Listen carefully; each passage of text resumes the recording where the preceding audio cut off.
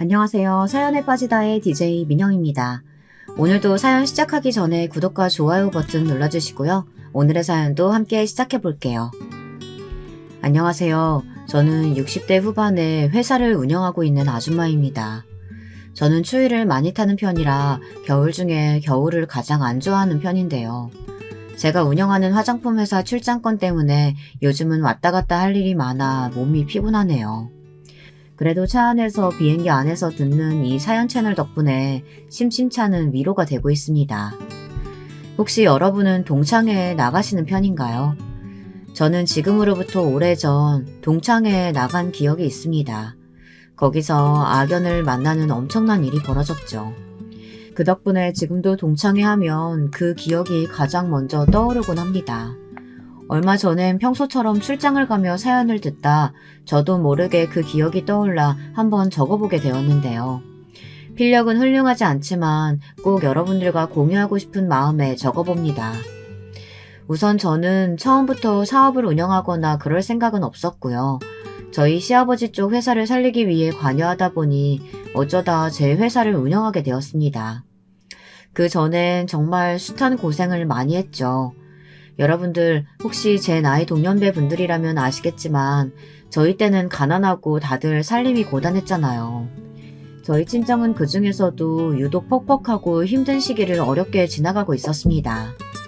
저희 아버지께서는 택시 운전수셨고 어머니께서는 몸이 아프셔서 일을 못했는데 줄줄이 4명의 자식이 있었어요.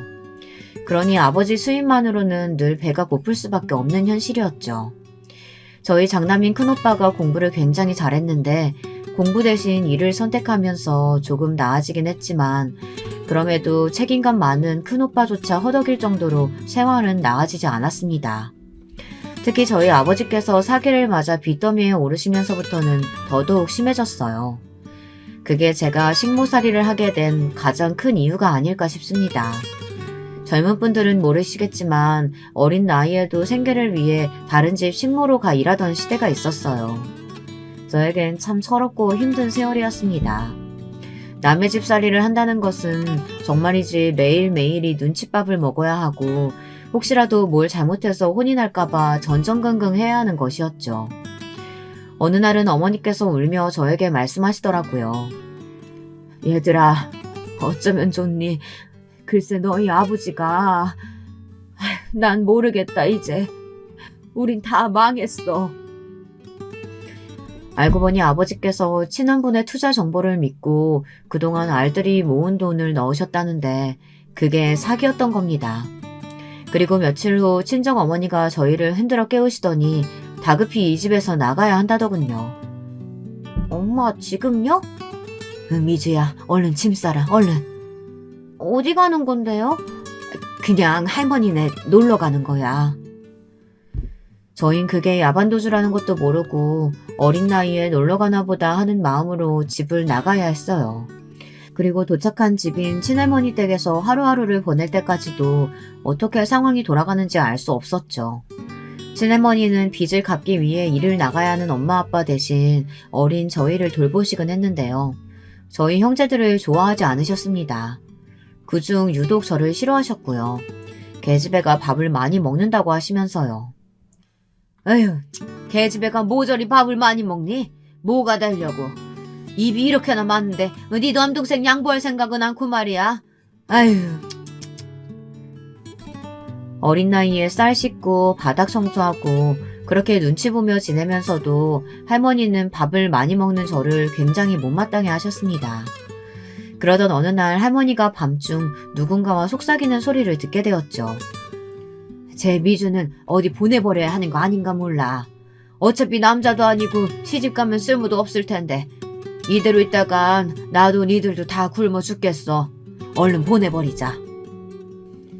할머니가 말을 하는 대상이 엄마라는 건 그 다음에 짐작할 수 있었습니다. 친정어머니는 그래도 제 나이가 너무 어리다며 어딘가에 일을 하러 보내는 건 너무 가혹한 일이라고 말씀하셨죠. 허나 할머니는 계속해서 엄마를 설득하고 있었고 엄마 역시 점점 할머니 말에 수긍하고 있었습니다. 어린 저는 도대체 어떻게 된 영문인지 몰라 그저 벌벌 떨며 차디찬 이불 속에서 바싹 몸을 웅크리고 있었죠. 근데 그 다음 날 엄마가 저를 조용히 부르시더니 이러시더군요. 제가 너무나 듣고 싶지 않던 말이었습니다. 미주야, 너 거기 가면 배부르게 먹을 수 있어. 여기랑 다르게 따뜻하게 지낼 수도 있고. 그러니까 서울 가라, 어? 엄마, 나 가기 싫어. 식모살이 하기 싫어. 나 학교 가고 싶어. 꼭 가야 돼? 미주야, 엄마 부탁이야. 여기선 할머니도 엄마도 널 책임질 수가 없어. 저는 엄마의 다리를 붙들고 싫다고 계속해서 매달려봤지만 엄마는 결국 냉정하게 말씀하셨습니다. 제가 나가야 집이 살 수 있다면서요. 엄마의 그 말에 저는 더 뭐라 대꾸할 수가 없었습니다. 눈물이 그렁해서는 저를 어떻게든 보내시려는 엄마의 결의가 느껴졌기 때문입니다. 그렇게 전 어린 나이 서울의 어느 집으로 가게 되었고 그곳은 여관 사업을 하는 주인집이었어요. 그 집에 발을 들이자마자 저희 집과는 달리 굉장히 잘 사는 집이라는 게 한눈에 느껴졌어요. 처음엔 감탄이 흘러나왔죠. 그런데 주인집 아주머니는 제가 오자마자 차가운 눈길로 할 일을 안내해 줄 뿐 말도 잘 섞으려 하지 않았습니다. 거기서부터 약간 쎄한 감이 오기 시작했습니다. 얘, 너 일 잘하는 거 맞지? 나는 소개받을 때 네가 행동도 빠릿빠릿하고 일도 잘한다고 해서 돈 주고 쓰기로 한 거야. 너 여기서 먹여주고 재워준 값 톡톡히 해야 한다. 사람은 다 제 값을 해야 하는 거야. 네. 기운 없이 고개를 떨구며 알겠다고 하는 제게 주인집 아줌마는 더 차가운 눈길을 보내며 그날 할 일을 지시했습니다. 일단 네 그 꼬질한 옷 벗고 깨끗이 씻은 다음에 새 옷으로 갈아입어라. 우리 집에서 그 거지 같은 행색은 절대 허락 못하니까. 다 끝나면 저녁밥 지어야 하니까 다른 신모 언니들한테 물어보면서 돕고. 알았니? 참고로 여기는 너만한 나이 우리 딸도 함께 살고 있으니까 거슬리게 행동하면 안 된다. 네, 알겠습니다. 친정엄마는 제게 그곳에 가면 따스하고 배부르게 있을 수 있다고 말했지만 실상은 전혀 달랐습니다. 우선 주인집에서 일하면서 저는 잠을 제대로 자본 적이 한 번도 없었습니다. 아주머니는 게으름을 피우는 것을 상당히 싫어하셨고 게으름 피우는 아이한텐 절대 밥을 주지 않겠다고 하셨어요. 그래서 아침잠이 많은 저는 한 번도 편하게 자본 적이 없었습니다. 실제로 제가 한번 늦잠을 자고 일어났을 때 주인집 아줌마는 바로 손을 들어 제 뺨을 날리셨어요. 이 망할 년이? 어디서 군뱅이처럼 행동하고 있어? 식모로 들어왔으면 빠릿빠릿하게 움직여야지. 다시 쫓겨나고 싶어? 아마 저희 집이 그 주인집에서 조금만 가까웠어도 저는 어떻게든 도망을 나왔을 겁니다. 그런데 이미 집에서 너무 멀리 떨어진 곳에 와 있는 이상 저는 굶어 죽지 않기 위해 밥과 김치만이라도 먹게 해주는 것에 감사하며 지내야 했어요. 그 어린 나이 아침에 일어나 연탄불에 밥을 하고 졸린 눈을 비벼가며 다른 식모들과 함께 빨래비누로 옷을 하나하나 빨고 물에 찬 기운 때문에 손끝이 벌거졌는데도 혹여나 깨끗하게 안 빨면 날아올 뺨새가 무서워 한겨울에도 정말이지 이를 악물고 빨래를 했던 것 같아요. 정말 지금 생각하면 너무 혹독했습니다. 그 집주인 아줌마가 성격이 보통이 아니었습니다. 얼마나 깐깐하고 아랫사람들을 무시하는지. 식모라고 해봤자 다 저처럼 어린 아이들이 많았는데 한 명이라도 일을 제대로 못한다고 하면 가차없이 내쫓거나 물리적인 가학행위를 하곤 했습니다. 그 때문에 도망간 친구도 한 명 있었어요. 아직도 이름이 기억나는데요. 정순이라는 이름의 친구가 어느 날 심하게 감기가 걸려 그만 주인집 아저씨 생신상을 다 차리지 못하고 잠에 들어버린 겁니다. 그리고 집에 돌아와 그 사실을 알게 되신 주인집 아줌마가 노하셔서는 손에 잡히는 쇠집게를 들고 정순이를 구타하기 시작했어요. 살려주세요. 아줌마 제발 살려주세요. 이년이 어디서 지랄 떨고 있어? 너 같은 애들은 좀 맞아야 정신 차려. 너 똑바로 안 돼? 정순이는 살려달라고 계속해서 빌었지만 주인집 아줌마는 발로 정순이의 얼굴을 밟아가며 때렸습니다. 나중엔 제가 정순이가 죽을까봐 무서워 제발 그만하라고 주인 아줌마의 발을 잡고 빌기까지 했어요. 집안에서 소리가 커지자 이웃집 아줌마들이 하나 둘씩 나와보셨고 그제서야 아줌마는 구타를 멈추었지만 정순이는 그때의 충격이 너무 컸는지 그 주인집을 밤중에 뛰어나가 버렸습니다. 그리고 정순이가 도망가자 안타깝게도 피해는 집에 남아있는 저희에게로 돌아왔습니다. 니들 정순이 그년처럼 집 홀라당 나가버리면 내가 경찰서에 가서 바로 신고해버릴 거야. 그리고 어떻게든 찾아낼 거야. 찾아내서 아주 살가죽을 홀라당 다 벗겨버릴 거다. 정순이 인연도 내가 더 밟아줬어야 하는데 아주 한이네 한이야.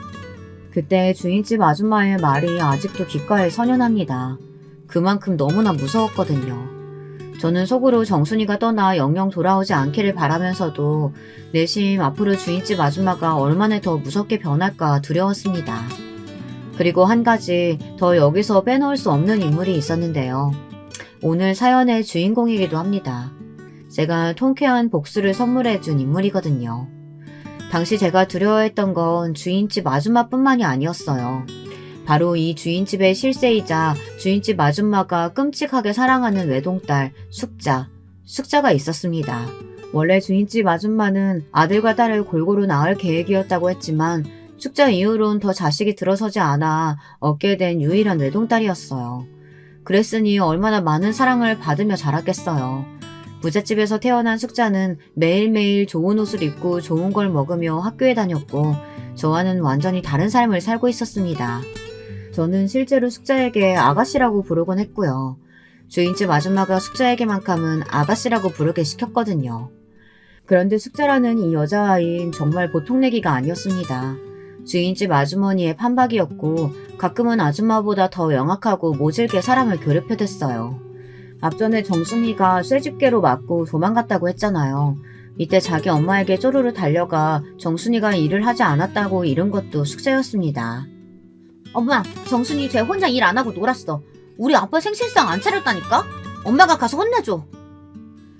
주인집 아줌마는 그 말에 열이 확 올라 정순이를 쥐잡듯 잡은 것이었어요. 숙자는 그렇게 주인집 아줌마의 또 다른 눈이 되어 저희들을 감시하고 다녔습니다. 저희가 조금이라도 실수 없도록 말입니다. 그 와중에 숙자는 저를 특히 예의주시하고 있었는데요.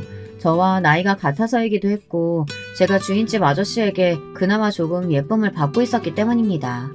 자기 아빠의 사랑을 나눠 가지는 게 싫었는지 숙자는 저만 보면 어떻게든 더 괴롭히지 못해 안달이었어요. 그러다 어느 날은 조용히 저를 부르더니 자기 학교 숙제들을 떠넘기더라고요. 이거 다 해놔. 나 친구랑 놀다 올 거니까. 네? 이걸 어떻게 제가 해요? 저는 공부라고는 모르는데. 아 몰라, 네가 알아서 해. 모르면 거기 책 있잖아. 책 보고 하라고. 다행히 큰오빠에게 교육을 받아 글을 읽을 수는 있었지만 저는 이미 어린 나이에 식모로 들어와 제대로 학교를 다니지 못하는 아이였어요. 어떻게 제가 숙제를 할 수 있었겠나요? 하지만 이 또한 숙자에게 미움을 받을까 싶어 어떻게든 억지로 꾸역꾸역 숙제를 대신 해주기 시작했습니다. 책을 보고 풀어보고 풀다 모르겠으면 또 책을 보고 그런 식으로 숙제 대행을 했죠. 그 후로 숙자는 저에게 학교 숙제 같은 것들을 꾸준히 떠맡겼습니다. 저는 일이 다 끝나고 남는 시간 쉬지 못하고 숙자의 숙제들을 대행해줬고요. 물론 숙자는 단 한 번도 제게 고맙다 하지 않았습니다. 하녀 주제에 머리는 좀 돌아가나 보다 하며 저를 비웃기 일쑤였어요. 그러던 어느 날 사건이 벌어지고 말았는데요. 제가 숙제를 대신해줬다는 것을 주인집 아줌마 아저씨가 알게 된 것입니다. 다른 건 몰라도 교육에 진심이었던 숙자네 아버진 숙자를 불러 크게 야단을 쳤고 저 역시 옆에 같이 무릎을 꿇고 앉아 혼이 났습니다. 너 숙자 학교에 보내줬더니 뭐하고 놀아치는 거야? 내가 너 공부 안 하고 싸돌아다닐 때부터 알아봤다. 어디 할 짓이 없어서 네가 해야 할 숙제를 위주한테 시켜. 너 그 정도로 모자른 놈이야? 주인집 아저씨는 한번 화가 나면 굉장히 무서워지는 성격이었기에 숙자는 그에 아무 말 못하고 눈물만 뚝뚝 떨고 왔습니다. 그땐 저도 덩달아 무서워 벌벌 속으로만 떨고 있었죠. 그런데 숙자가 그냥 잘못한 일에 대해 혼나고 넘어갔으면 될 것을 갑자기 뭐가 억울하고 분했는지 거짓말을 하는 겁니다. 자기가 숙제를 시킨 게 아니라 제가 숙제를 해주고 싶다고 졸라서 한마디로 제가 원해서 맡긴 것이라고요. 아빠 진짜예요. 나는 숙제 내가 하려고 했는데 미주 글쎄 얘가 괜히 자기도 공부하고 싶다면서 책을 뺏어갔다니까요. 책을 뺏어가는데 내가 어쩔 도리가 없잖아요. 아빠 미주 얘 되게 욕심 많아요. 내가 학교 다니는 거 엄청 시샘하고 부러워했다니까요? 나는 아무 잘못도 없다고요. 뭐? 이놈의 자식이 거짓말까지 하는 거야? 그래, 오니 알았다. 미주 너가 솔직하게 말해봐라. 솔직하게 말해야 한다. 숙자의 눈치가 보이긴 했지만 저는 사실대로 말했어요. 숙자가 시켰고 그걸 거절하면 안 좋은 일을 당하게 될까봐 어쩔 수 없이 한 거라고요. 여기서 거짓말을 해봤자 상황만 더 안 좋아질 게 뻔했거든요. 역시나 주인집 아저씨는 더 화가 나셔서 얼굴색이 원연히 달라지셨고 숙자를 학교에 더 이상 보내지 않겠다는 말까지 나오셨습니다. 내가 열심히 벌어먹이고 살면 뭐하냐. 계집애가 공부도 안 하고 매일같이 놀러다니기 바쁜데. 됐다. 너 같은 애한텐 돈 들여 학교 보내줄 필요 없어. 숙자는 그 말에 엉엉 울며 잘못했다고 빌었지만 아저씨는 결정을 물을 기미가 안 보이셨습니다. 주인집 아주머니와 숙자가 함께 며칠을 싹싹 빌어 다시 학교에 가게 됐지만요. 그런데 문제는 여기서부터였습니다. 숙자가 저를 어떤 밀고자로 생각한 건지 그 후로부턴 저만 보면 살기 어린 눈빛으로 가만두지 않겠다는 말을 하더군요. 한여 주제에 내 똥이나 치워도 모자르냐니. 감히 네가 그딴 말해서 날 곤란하게 해? 너 때문에 아빠한테 뺨까지 맞았잖아. 아니야, 숙자야. 난 정말 말한 적 없어. 네 숙제 대신해주고 있는 거 아무한테도 말 안 했어. 그럼 어떻게 아빠가 알게 됐는데? 다 네가 한 짓이잖아. 나도 몰라. 그건 아무튼 난 아니야. 정말이야. 숙자는 끝끝내 제 말을 믿지 않았고 그 후로부턴 모든 일에 회방을 놓기 시작했어요. 제가 빨래를 하고 있으면 일부러 깨끗해진 빨래를 흙탕물에 집어던져 버린다든가 저녁상을 차리고 있으면 그 뒤에 가서 다 차려진 음식에 침을 뱉는다던가 이런 식으로 말입니다. 그리고 제가 자고 있는 와중 일부러 제 귀에 이상한 벌레를 집어넣어 비명을 지르게 하기도 했어요. 정말 악질 같은 행동들이었습니다. 그리고 더 나쁜 건 주인집 아줌마는 숙자의 짓이라는 걸 알면서도 번번이 제 뺨을 때렸습니다. 밥값 안 하는 것들은 내가 다 내쫓는다고 했어 안 했어? 그게 아니고요. 숙자가 어디서 내 딸 핑계를 들어? 우리 딸은 착한 애야. 아줌마는 제가 일을 똑바로 하지 않는다면서 저를 골방에 가두기도 했어요. 덕분에 저는 한겨울 매서운 추위에 오들오들 떨며 골방에 갇혀선 며칠간 갇히는 벌을 받기도 했습니다. 그 추위 속에서 엄마와 오빠의 얼굴을 간신히 그려가며 그냥 이대로 내가 죽었으면 좋겠다는 생각을 하기도 했죠. 너무 힘들었으니까요. 지금 생각하면 왜 내가 그때 그 집을 탈출하지 못했는지 후회가 되고 스스로 너무 불쌍하다는 생각도 듭니다. 어린아이가 골방 속에 갇혀 생쌀과 물만 먹은 채 제발 살려달라고 비는 모습이 너무나 안쓰럽고 가엾죠. 허나 숙자의 괴롭힘은 여기서 끝나지 않았어요. 더 큰 사건이 벌어지게 되었는데요. 때는 숙자가 고등학교에 진학했을 때입니다. 이때 저는 아주 기적같은 제안을 받게 되었는데요. 다른 누구보다 따스하게 저희들을 대해주셨던 주인집 아저씨가 저를 학교에 보내주시겠다고 한 거예요. 주인집 아저씨는 간간히 저를 지켜보고 계셨는데 아무래도 제 머리가 비상하고 영특한 것 같다며 공부만 한다면 잘 살 수 있을 것 같다고 하시더라고요. 아저씨는 저의 학비를 모두 지원해 주시겠다고 했고 신무일만 게을리하지 않으면 언제든 시간을 내어 공부해도 좋다고 하셨어요. 아저씨 감사합니다. 정말 감사해요. 뭐라 말씀드려야 할지 모르겠어요. 아니다. 죽자랑 집사람 때문에 많이 힘들지? 어린 나이에 남의 집 살림하는 것도 만만치 않을 텐데. 아저씨는 뭘 해도 기특하게 해내는 널 보면 우리 딸이 아직 너무 철이 없다는 생각이 드네. 어쨌든 학비는 걱정하지 말고 편하게 학교 다녀라. 배우고 싶은 거 마음껏 배워도 배움에도 때가 있는데 그때 놓치면 안 되는 거란다. 네, 알겠어요, 아저씨. 감사합니다. 정말 감사합니다. 저는 이 계기로 꿈에 그리던 학교에 다닐 수 있었고 하고 싶은 공부를 마음껏 할 수 있었죠. 중학교 과정을 밟지 못했지만 저는 금방 공부의 속도를 따라잡을 수 있었어요. 아저씨 말대로 제가 정말 공부머리가 있었던 것인지 배운 건 까먹지 않고 바로바로 암기할 수 있더라고요. 어느새 제 석차는 놀랍게도 상위권으로 가게 되었고 이에 학교 선생님들 모두 대단하다며 저를 눈여겨보시게 되었습니다. 저 또한 놀랐어요. 제가 이런 성과를 낼 수 있는 사람인지 처음 알았으니까요. 밥 짓고 빨래하는 거 말고는 그 어떤 것도 해낼 수 없는 사람이라고 저 스스로도 그렇게 생각했는데 시험을 거듭하면 할수록 점차 바뀌는 석차 숫자에 모두가 놀랐습니다. 주인집 아줌마는 역시나 질투를 하셨고 왜 저를 굳이 학교에 보내냐며 주인집 아저씨를 타박하셨죠. 자기 딸 숙자가 저에 비해 한창 뒤떨어져 있으니 불안했나 봅니다. 공부 잘한다는 선생까지 데려와 별수를 다 써보는 것 같았지만 저는 계속해서 상승세였고 이 상승세를 꺾을 수 있는 건 아무도 없었어요. 내가 널 학교에 보내길 잘한 것 같구나. 장하다 미주야. 그리고 이를 진심으로 축하해주는 건 주인집 아저씨뿐이었습니다. 저는 아저씨의 은혜에 보답하기 위해서라도 더 열심히 해야 한다고 생각했습니다. 혹여라도 제가 꽤 괜찮은 사람이 된다면 학비를 꼭 갚아드리고 싶었거든요. 대학은 설사 가지 못하더라도 무언가 제게 다른 길이 있을 수도 있다는 생각을 아마 전 그때 처음 해보았던 것 같습니다. 그래 미주야, 네가 원한다면 뭐든 할 수 있어. 사람이 머리만 똑똑하면 개천에서 용이 나는 법이거든. 너도 그 용이 될 수 있다. 나도 우리 집이 너무 가난해서 내가 어떻게든 아등바등 집안 살리려고 발버둥치다 여기까지 온 거야. 너라고 안 될 게 있겠니? 네 아저씨, 저 정말 열심히 할게요. 그의 아저씨는 제 꿈을 응원해 주셨고 아줌마 몰래 혹여나 대학에 가고 싶거든 자신이 학비를 주겠다는 말까지 하셨습니다. 너무 기적 같은 일이었죠. 한편 이 시기에 끔찍한 사건이 벌어지고 말았는데요. 제가 말했던 그 대형 사건이요.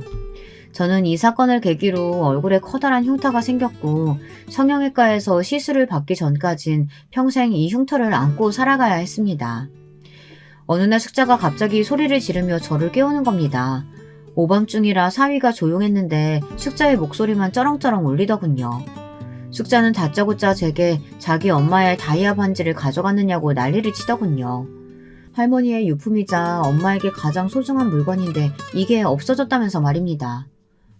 나는 몰라. 숙자야, 왜 나한테 그러는 거야? 난 그게 어디 있는지도 몰랐어. 거짓말하고 있네. 엄마, 얘 지금 거짓말하는 거야. 내가 다 봤어. 전에 네가 우리 엄마 다이아 반지 손가락에 껴보고 그랬잖아. 내가 모를 줄 알아?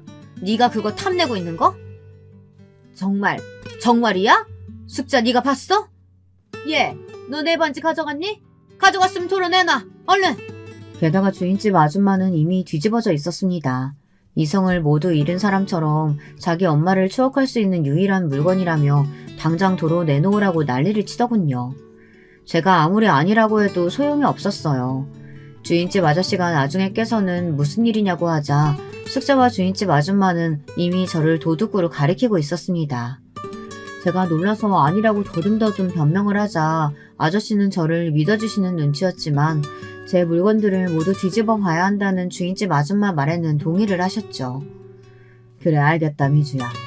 저기 우린 네가 안 가져갔다고 생각한다. 근데 저 애엄마가 하도 그러니까 일단 그럼 저기 네 방을 한번 보마. 괜찮지? 당신도 미주 방에서 아무것도 나오지 않으면 사과해야 돼. 그깟 반지가 뭐라고 이런 호들갑을 떠는 거야? 아휴, 저는 떳떳했기에 다 뒤져보라고 절대 없다고 호언당장을 했답니다. 그게 패착이고 실수라는 것도 예상하지 못하고요. 잠시 후 숙자가 제 서랍장 쪽을 열더니 하는 소리와 함께 제 엄마를 부르더라고요. 서랍장엔 제가 평소 쓰는 일기장 말고는 아무것도 없었어요. 일기장이라고 해봤자 사실 굴러다니는 페이지들을 몇 개 주워 적은 것이었고요. 이상했습니다. 엄마, 이 일기장 안에 껴있었어 반지가. 숙자는 호들갑을 떨며 일기장 안에서 떨어지는 다이아 반지를 들어보였어요. 순간 저는 너무 놀라 픽 주저앉을 뻔했고 곧바로 주인집 아줌마를 보았죠. 주인집 아줌마는 그것을 보다 제게로 시선을 돌리더니 손을 들어 제 뺨을 날려버렸습니다. 너무 세게 맞은 탓에 전 거의 바닥에 닿을 듯 몸이 휘청였고 급기야 쓰러져 버렸어요. 그 이후 주인집 아줌마는 예전 정순이에게 그랬던 것처럼 제게도 똑같이 발길질을 하셨고 더 심한 욕설을 해댔습니다. 그리고 주인집 딸인 숙자가 옆에서 열심히 그걸 거들었고요. 어디 개가 주인을 물어? 먹여주고 재워주고 월급까지 줬더니 너는 은혜를 이런 식으로 갚냐? 어디 내 물건을 훔쳐가? 이게 내게 어떤 반지인 줄 알고. 그러니까 엄마, 은혜도 모르는 걔는 함부로 거두는 거 아닌데. 우리가 실수했지 뭐. 얼른 쟤 짐 싸서 내보내자. 저런 건 두들겨 팰 가치도 없어. 주인집 아줌마는 아저씨가 학교에 보내준 은혜도 모르고 이런 짓을 저질렀다며 괘씸하다고 저를 더 세게 짓밟았고, 주인집 아저씨도 여기엔 어떤 말을 덧붙이지 못하신 채 뒤돌아서 버렸습니다. 저는 그냥 소, 돼지, 길 가는 개처럼 맞고 또 맞았어요. 나중엔 너무 많이 맞아 얼굴이 잔뜩 부어올랐고 피가 질질 흘렀는데, 주인집 아줌마는 그마저도 꼴보기 싫다며 찬물을 가져다 제 얼굴에 뿌리더니 머리채를 잡아 저를 대문 밖으로 내쫓으시더라고요. 절대 아니에요, 아저씨, 아줌마. 저 절대 아니에요. 제가 왜 아줌마 반지를 훔쳤겠어요. 저 그런 거 탐내는 사람 아니에요. 어떻게든 제가 아니라고 저 역시 해명하고 싶었나 봅니다. 다른 게 아니라 저를 믿어주신 주인집 아저씨에게만큼은 떳떳하고 싶어서요. 그런데 숙자는 대문 밖에서 더 밀려나지 않고 계속 항변하는 제게 다가와 세게 뺨을 올려붙이더라고요. 거지 새끼가 어디서 주제도 모르고 기어올라? 야, 이 다이아몬드 반지 네 몸값보다 비싼 거야. 저는 숙자가 일부러 버린 짓인 것을 알고 있었어요. 그래서 더 억울하고 분했지만 숙자는 끝까지 아주 뻔뻔한 얼굴로 웃어 보이며 저를 도둑으로 몰아갔습니다. 그렇게 저는 제가 성심을 다해 일한 곳에서 잔뜩 얻어맞은 채 쫓겨나게 되었고, 그게 주인집에서의 마지막 기억이었답니다.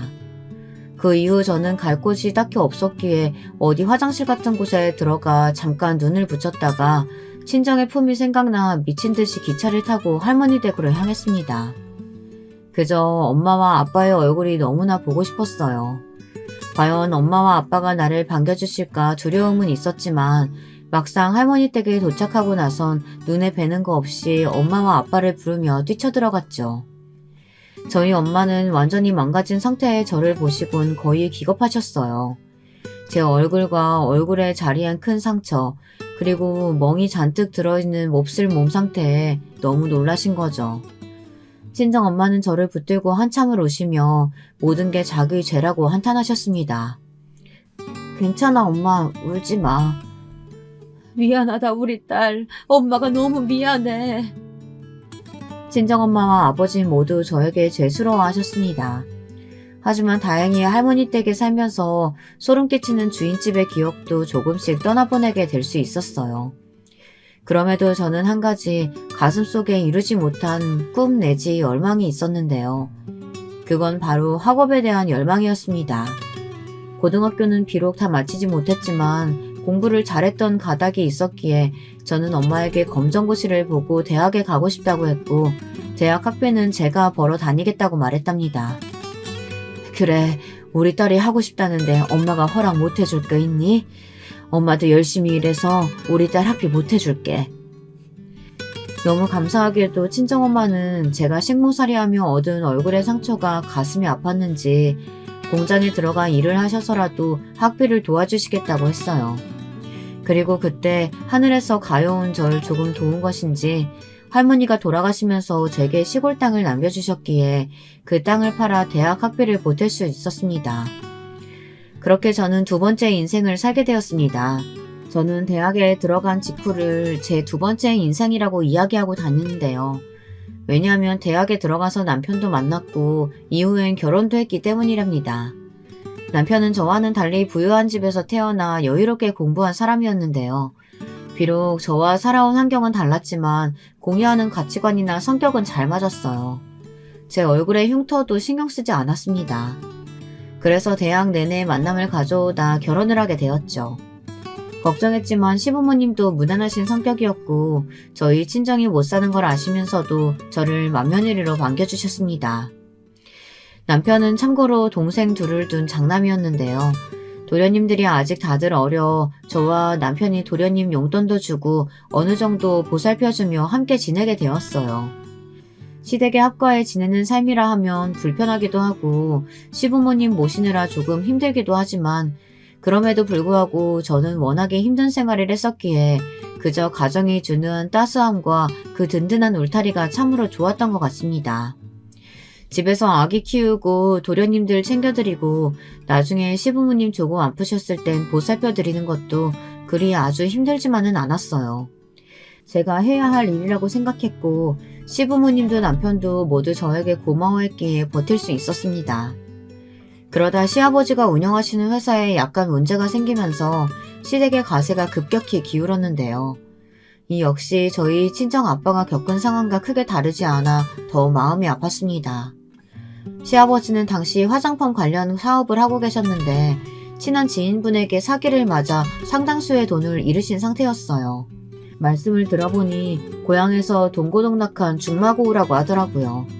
시아버지도 배신감에 정신이 말이 아니었고 그 여파 때문인지 기억력도 전과 같지 않게 오락가락 하시더라고요. 그런 모습을 지켜보고 있자니 저는 이 가정의 한가운데에서 내가 이제부터 무엇을 해야 할지 어딜 보아야 할지 고민되고 걱정도 되었습니다. 그러다 시아버지가 완전히 병원으로 알아눕게 되시면서 갑자기 어머님이 저를 시댁으로 부르시더군요. 그때 어머님이 하신 말씀은 당시로선 상당히 충격적이었습니다. 애기야, 네 아버님이 하던 사업 말이다. 네가 물려받는 게 어떻겠니? 네? 아니 남편도 아니고 제가요? 그래, 내 아들 내가 키워 잘 알지만 저놈은 사업할 배짱은 없는 녀석이야. 사업 머리도 그렇고. 왜 옛말에 사업할 사람은 따로 있다고 하지 않니? 나는 그게 왜인지 너 같구나. 네가 옛날부터 네 시아버지한테 이것저것 사업적으로 조언해줬던 것들이 다 좋은 방향으로 먹히지 않았니? 이는 이제 일어날 기미가 보이지 않으니 나도 선택을 해야 돼. 나는 네가 우리 집 가업을 이끌어줬으면 좋겠다. 하지만 어머님, 저는 집에서 살림만 했던 여자고 제가 아버님께 드렸던 조언은 정말 작은 것들이라 가업을 이어간다는 게 조금 부담스러워요. 차라리 도련님이 하시면 몰라도요. 아이고, 네 도련님이나 네 남편이나 다 똑같아. 내 배에서 나온 놈들인데 내가 모를까. 그러지 말고 네 감을 믿고 한번 해보는 게 어떻겠어? 거기에 시어머니는 시아버지께서도 후계자로 저를 점 찍어놓고 계셨다고 덧붙이셨습니다. 저는 얼떨떨했죠. 아무리 그래도 제가 갑자기 사업이라니 뛰어든다 해도 잘 해낼지 미지수였어요.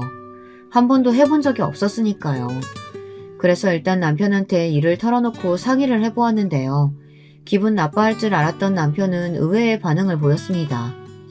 엄마가 그런 말씀을 하셨어? 그래, 나도 아버지가 당신을 점 찍어두고 있는 줄 알았어. 내심 속으로는 알고 있었는데 당신 부담스러워할까봐 말은 안 했지. 그래, 나는 찬성이야. 당신이 한다면 잘할 수 있을 거라고 생각해. 나도 열심히 옆에서 서포트 해줄게. 한번 해보자. 남편까지 찬성을 하고 도련님들도 적극적으로 제가 이끌어가야 한다고 하니 그야말로 얼떨떨했지만 이상하게 든든한 느낌도 들고 이렇게 나를 믿어주는데 한번 해볼까 하는 생각도 들었습니다. 저 혼자 하는 거면 당연히 두렵고 무섭겠지만 뒤에서 남편과 도련님들이 열심히 도와준다고 하니 해볼 만하다는 생각이 들었어요. 그래서 일단 아버님의 사업을 제가 물려받기로 하고 몇 년간 사업을 되살리기 위해 열심히 했습니다. 먼저 아버님의 오랜 지인분들을 제가 직접 찾아가 무릎을 꿇고 도움을 요청드렸어요. 무례한 부탁일 수 있지만 저희가 정말 어려워서 이렇게 신뢰를 무릅쓰고 찾아왔어요. 저희 아버님이 아프시면서 며느리인 제가 가업을 이어받게 되었어요. 여기 있는 분들 모두 아버님과 절친한 분들이라고 들었습니다. 제발 이번 한 번만 도와주신다면 이 은혜 잊지 않고 꼭 보답하겠습니다. 아버님이 워낙에 인품이 훌륭하셨던 분이고 지인분들이 힘들 때 선뜻 도움을 먼저 주셨던 분이라 다행히 그분들이 적극적으로 나서주신 덕에 사업은 조금씩 빛을 보이기 시작했어요. 자금줄이 트이니 그 다음부터는 쑥쑥 다시 성장의 기미가 보이더라고요. 그리고 저란 사람 역시 사업에 적응해 나가며 제가 나름 회사 경영에 소질이 있다는 것도 알게 되었습니다. 그때 전 아주 큰 결정을 내리게 되었죠. 지금 생각해보면 그때의 결정이 제 인생을 바꾸는 결정타가 아니었을까 싶습니다. 여보, 나 이제 새로운 사업에 도전해보고 싶어. 내가 생각하는 사업이 있는데 당신이 좀 도와줬으면 좋겠어. 갑자기? 아니, 잘 자리 잡았는데 또 무슨 사업을? 남편은 당황스러워했지만 제 선택을 따라주었어요. 그렇게 아버님의 사업이 자리를 잡았을 때 그것을 도련님에게 잠시 맡기고 저는 꽃배달 프랜차이즈 사업을 시작했어요. 독학으로 꽃을 배웠고 5년 넘게 전국을 돌며 가맹점을 모집했어요. 읍면 단위까지 돌면서 잘하는 꽃집이 어디냐고 물어물어 가게들마다 찾아가 주인들을 설득했습니다. 그래서 가맹점과 신뢰를 쌓아 안정된 사업 기반을 마련해 나가기 시작했죠. 남편과 함께 상품들을 꾸준히 개발하는 것도 소홀히 하지 않았어요. 다양한 아이디어 상품들을 개발해 나가면서 천천히 사업이 잘 되어가고 있다는 느낌을 받았죠. 그리고 드디어 사업이 어느 정도 정점을 찍었을 때 마음 깊은 곳에서부터 벅참이 차올랐습니다. 시댁으로부터 남편으로부터 정말 뜻깊은 축하의 박수도 받을 수 있었어요. 여보, 생각해보면 다 당신 덕분이야. 당신이 애써준 덕분에 우리 어머니도 내 동생들도 모두 편하게 살 수 있었어. 당신이 수고해주지 않았다면 솔직히 우리 다 길바닥에 앉았을 수도 있는데 정말 고마워 여보. 내가 당신 만난 건 정말 천운이다 천운. 제 생일날 도란도란 시댁 식구들과 모여 밥 한 끼를 하는데 갑자기 도련님들과 남편이 미리 준비한 케이크를 꺼내놓으며 저런 말을 하더군요. 마음 한켠이 정말 찡했습니다. 이 순간이 제 인생의 가장 큰 전성기나 다름없었죠. 그런데 이때 바로 그 아이가 제 인생에 다시 끼어든 겁니다. 동창회에서 말이죠. 그 당시도 연말이라 여기저기 모임 약속이 잡혀 있었는데 고등학교 동창회에서 갑자기 연락이 왔더라고요. 사실상 저는 고등학교를 다니다 그만두었기에 동창회에서 연락이 올 일이 없는데 그 당시 저를 좋게 기억해주는 친구들이 아름아름 제 소식을 물어 저한테까지 연락을 해온 거였어요. 미주야, 나 혜원이야. 기억나니? 우리 도시락도 같이 나눠 먹고 그랬었잖아. 네가 내 수학 문제도 알려주고. 다름이 아니고 너 어떻게 사는지 궁금해서 친구들한테 물어보니까 네 소식 알려주더라고. 동창회에 한번 나오지 않을래? 얼굴 보고 회포 한번 풀고 싶다. 저에게 연락 온 친구 혜원이는 시간이 아주 많이 흘렀지만 어렴풋이 기억이 났습니다. 코가 둥글둥글하고 눈이 작은 친구였어요. 문자를 받자마자 전 무엇보다 반가운 마음이 들었고 가슴이 뭉클해졌습니다. 친구들이 아직도 나를 기억해준다는 것이 너무 고맙고 기쁘더라고요. 그래서 알겠다고 곧바로 수락하고 동창회에 갈 날을 기다렸습니다. 그리고 속으로 혹시 마주치게 될 숙자에 대해서도 염두에 두었어요. 만약 마주친다면 어떻게 변해 있을지, 어떤 얼굴일지 무척 궁금했죠. 저는 이날 남편과 함께 가고 싶었지만 남편이 바빠서 참석하지 못했고 저 혼자 가게 되었는데요. 설레는 마음으로 기사에 차를 타고 동창회 장소에 도착한 순간 나이를 아주 많이 먹은 옛 친구들 얼굴이 하나둘 눈에 들어오더라고요. 신기하게도 주름이 자글자글한 얼굴 속에 제가 기억하는 앳된 얼굴들이 남아있었습니다. 야, 혜훈아, 나 미주야. 연락줘서 고마워. 그나저나 너무 반갑다. 이렇게 연락된 게 어디야? 주기 전에 볼 수 있어서 너무 다행이다. 처음엔 어색했지만 이야기를 하다 보니 어색함은 사라지고 차츰 옛날 시절 그 수줍고 풋풋하던 고등학교 시절의 사람들이 되어가고 있었습니다. 다들 모두 그 시절을 어제 일처럼 기억하고 있었고 그것에 대한 감회가 참 남달랐어요.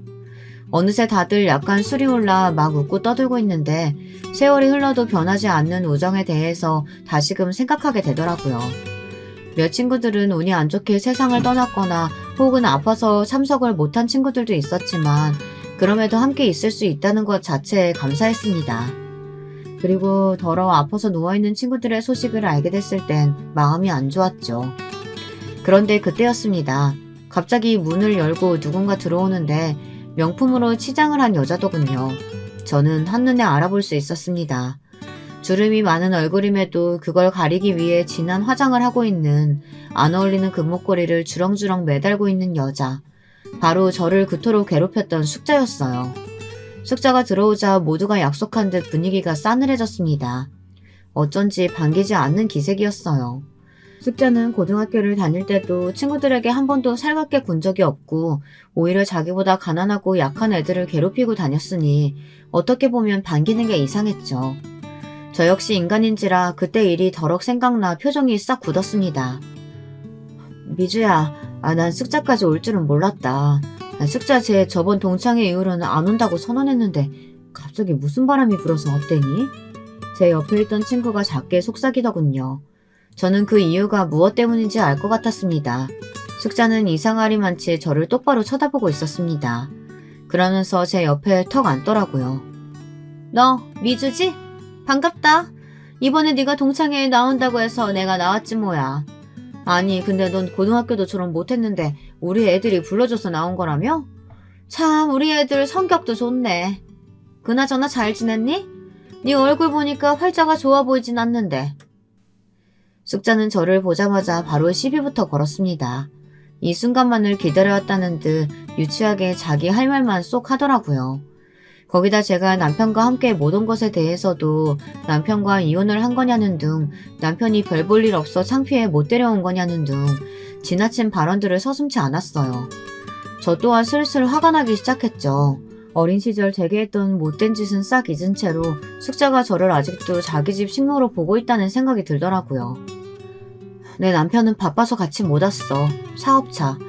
그리고 동창회 분위기 흐리지 말고 그냥 밥이나 먹다가 괜히 시비 걸지 말고.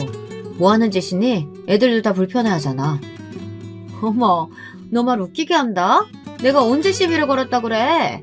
아니, 그나저나 너 요즘 어떻게 살고 있어?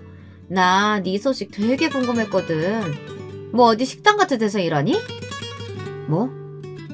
아니, 너 옛날에 우리 집 일 되게 잘해줬잖아. 네가 어린데도 요리 솜씨는 좋았는데 그거 잘 살려서 식당이나 하고 있으면 좋겠다 싶었는데 말야. 그러면서 숙자는 슬그머니 제가 식모였을 적의 이야기를 꺼냈습니다. 순식간에 제 표정도 서늘해졌습니다. 어린 시절 손이 베일 만큼 찬 얼음물에 동동거리며 빨래하고 밥했던 아픈 기억이 떠오르더라고요. 그리고 늘 그것을 우습다는 듯 조소하며 바라보았던 숙자도 함께 말이죠. 저와 숙자 사이 분위기가 이상해지자 아무렇지 않게 웃고 떠들던 아이들은 슬슬 저희 쪽으로 시선이 쏠렸어요. 고등학교 때 아이들은 제가 숙자네 집 식모였다는 사실을 알고 있었지만 모르는 척 해주고 있었습니다. 그런데 숙자가 와서 자기 입으로 그렇게 일부러 떠들고 제끼고 있으니 저를 불렀던 친구 한 명이 숙자에게 그만하라고 따끔하게 한마디 하더군요. 숙자, 너 왜 동창회 날까지 미주 괴롭히고 그러니? 고등학교 때 그만큼 괴롭혔으면 됐지. 네가 일부러 미주 도시락 못 먹게 하려고 엎어버리고 칼로 옷 찢어버리고 그랬던 거 우리가 모를 줄 알아? 다 알고 있어. 그러니 그만 자숙해라. 친구가 대신 나서서 그렇게 말해주자 고마웠습니다. 그런데 숙자는 정말 뻔뻔하더라고요. 어린 시절 그 영악하고 싸가지 없는 성격을 한치도 바꾸지 않고 그럴 생각도 없이 그대로 가지고 살아온 것 같았습니다. 내가 언제 그랬어? 얘 우리 집 식모였어. 식모가 우리 아빠 덕분에 학교까지 다니고 호강 누렸는데 나를 봐도 감사한 줄 알아야지. 얘 그때나 지금이나 나한테 고맙다는 말 한마디 안 하잖아. 미주 너는 감사한 줄 알아야 돼. 나한테 절을 해도 모자르다고. 내가 왜 너한테 고맙다고 해야 하는데? 너희 아버지가 도와줬지 네가 날 도와줬니? 그리고 너야말로 그렇게 나를 어린 시절을 괴롭혀댔으면 오랜만에 만났다 하더라도 사과부터 하는 게 예의가 맞지. 어디 눈을 똑바로 두고 나한테 고마워해라 어쩌라 명령이야. 제가 반격할 줄 몰랐는지 숙자는 순간 당황했습니다. 그리고 잠시 조용해졌는데요. 그때 서빙하시는 분과 함께 숙자의 남편이 들어왔습니다. 숙자의 남편을 보는 순간 이번엔 제가 당황하고 말았는데요. 왜냐하면 숙자의 남편은 저희 남편 회사 직원이었기 때문입니다. 남편 회사라 하면 제가 다시 일으킨 시아버지의 화장품 회사였어요. 잠깐 도련님에게 넘어갔다 남편이 다시 경영권을 잡고 있는 회사였죠. 그런데 그 직원은 남편의 비서였습니다. 모를 수가 없는 얼굴이었죠. 숙자의 남편도 곧바로 제 얼굴을 알아보고 화들짝 놀란 기색이었지만 제가 아무 말 하고 있지 않자 일단 눈치껏 인사를 하곤 앉더라고요. 여기서 굳이 숙자의 남편을 남편 회사 직원이라고 소개하고 싶진 않았습니다. 그렇게 한다면 순자를 톡톡히 망신 줄 수 있겠지만 똑같이 저급하게 굴고 싶지 않더라고요. 다만 이미 숙자 때문에 기분이 한 차례 망친 마당에 더 앉아있고 싶지 않아 가려고 했습니다. 친구들도 받겠다 숙자로 인해 아픈 기억을 들쑤시고 싶지 않았어요. 그런데 그때였습니다. 어머 얘들아, 내 다이아 반지가 없어졌어. 어머 어떡해. 그거 우리 남편이 결혼기념일에 사준 건데 어떡하면 좋아. 마치 데자뷰 같았습니다. 숙자는 계속해서 자기 가방을 뒤지더니 아무래도 안 되겠다며 화장실까지 다녀오고 식당 직원에게 찾아주지 않으면 식당을 뒤집어 엎겠다는 말도 안 되는 엄포까지 놓았습니다. 진상짓을 하는 건 그때나 지금이나 똑같았죠. 더 상황에 끼고 싶지 않았던 저는 친구들에게 그만 인사를 구하고 자리를 떠나려고 했어요. 그런데 숙자가 갑자기 아주 어이없는 이유로 저를 붙잡더군요. 야 이미주, 너 가방 쏟아봐. 뭐라고? 네 가방 말이야. 너 아까부터 자꾸 가방에 손이 가 있던데 거기 뭐 있는지 내가 좀 봐야겠어. 아 뭐해? 얼른 가방 부어 테이블에. 안 부으면 나 네가 가져갔다고 생각하고 지금 바로 경찰서에 전화할 거야. 내가 경찰 쪽에 인맥이 얼마나 많은지 알아? 이번에도 숙자는 저를 도둑으로 몰려고 하고 있었습니다. 정말이지 그때의 기억이 샘솟으며 주먹이 부들부들 떨리더군요. 내 가방이 없으면 어떡할 건데? 너 내 가방이 없으면 어떡하려고 내 가방을 지금 검사하겠다고 하는 건데? 야, 심증이 있으니까 뒤져보자고 하는 거지. 내가 괜히 이러니? 너 아까부터 계속 내 명품 가방이며 옷이며 힐끗힐끗 봤잖아. 내가 모를 줄 알아? 역시 거지근성은 어디 안 가는 것 봐. 됐고 얼른 가방 부어. 그 다이아 반지 찾아야 되겠으니까. 그때 순간 어린 시절 눈물나게 숙자 엄마에게 매타작을 당했던 기억이 떠오르며 저도 모르게 손이 올라갔습니다. 그런데 일이 일어난 거죠. 숙자 남편이 저보다 더 발빠르게 움직여 숙자의 뺨을 내리친 겁니다. 순식간에 일어난 일에 동창의 친구들 포함해 모두가 놀라 눈을 껌뻑었습니다. 사모님 죄송합니다. 저희 와이프가 너무 실례를 하고 말았네요. 정말 죄송합니다. 당신 얼른 사과드리지 못해? 여기 우리 회사 회장님 사모님이야. 뭐? 누가 회장이라고? 얘 우리 집 식모 미주 남편이? 이때서야 저는 숙자를 제대로 참교육시켜줘야겠다는 생각이 들었습니다. 아직도 숙자는 저를 자기 집 식모로 깔보고 있었고 지금껏 그 긴 세월이 지나면서도 반성이라고는 단 한 번도 하지 않았으니까요. 그래, 내가 사모님이네. 네 남편 회사 회장의 사모라고. 정신 차려. 나 너한테 도둑으로 누명 씌워 나 내쫓았을 때 너 때문에 네 엄마 때문에 나는 얼굴에 큰 흉터를 입었어. 사람들 수군거림 속에서 몇십 년을 살았다고. 제발 인간이라면 반성이라는 걸 좀 해라. 그러고 살면 너무 부끄럽지 않니? 저는 그 정도 말만 남겨둔 채 기사의 차를 타고 이동했습니다. 그 뒤 숙자의 남편은 숙자를 끌고 와 죄송하다며 한 번 더 용서해달라는 말을 한참 하더군요. 저희 남편은 숙자의 남편이 비서로서 오랜 시간 함께한 만큼 설마 제 얼굴을 그리 만들었을 사람이 이토록 가까이 있을 거라곤 상상도 못했다며 놀라워했습니다. 너무 기막힌 인연이네. 하지만 선처는 해주고 싶지가 않아. 당신이 원하면 난 비서고 뭐고 자르고 싶어. 그럴 필요 없어. 그 사람이 죄를 저지른 건 아니니까. 죄값을 치를 사람은 따로 있지. 저는 숙자에게 통쾌한 한 방을 날렸다고 생각했기에 넘어갔습니다. 숙자도 이미 계급이 어떻게 바뀌었는진 여실히 알았으니 그걸로 덮고 가기로 했어요. 때론 저에게 상처를 준 사람을 인생에서 떠나보내는 것이 진정으로 용기 있는 일이라는 생각이 들어서 말입니다. 여기까지가 제 이야기입니다. 오래전 기억이지만 꺼내봤습니다. 쓰다 보니 정말 다사다난한 인생이었던 것 같네요. 여러분들 모두 감기 조심하시고 연말 잘 보내세요. 여러분, 두 번째 사연 시작하기 전에 좋아요와 구독 꼭 눌러주실 거죠? 그럼 두 번째 사연 바로 시작합니다. 전 요즘 들어 그렇게 시원하고 살맛이 날 수가 없어요. 이렇게 된 건 최근이고 이런 시점으로 오기까지는 아주 많은 일들이 있었답니다.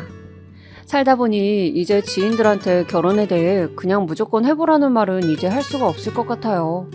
저희 남편을 비롯해서 우리 시부와 시모 같은 케이스들을 보면 말이에요.